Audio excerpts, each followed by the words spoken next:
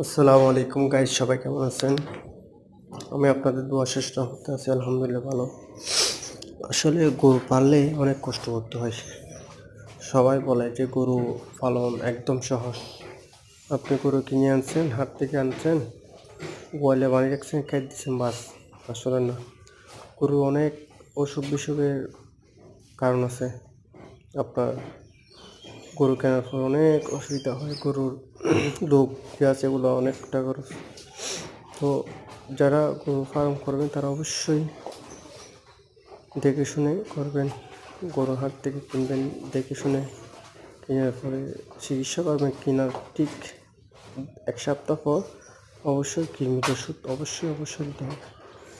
আসলে এগুলো সবার জন্য না, যারা চাকরির পাশাপাশি করবেন তারা অবশ্যই দেখে শুনে করতে হবে, কারণ ওগুলো এত সহজ না যে গরু ফার্ম করবে না।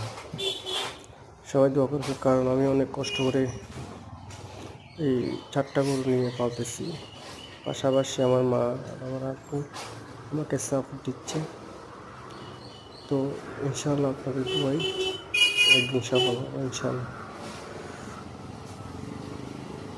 আর কাঁচা ঘাস অবশ্যই খাওয়াতে হবে। এটা গরু মোটা থাকার ক্ষেত্রে অবশ্যই কাঁচা ঘাস খাওয়াতে হবে। ঠিক আছে, ওকে ভাই, সবাই ভালো থাকেন, টাটা।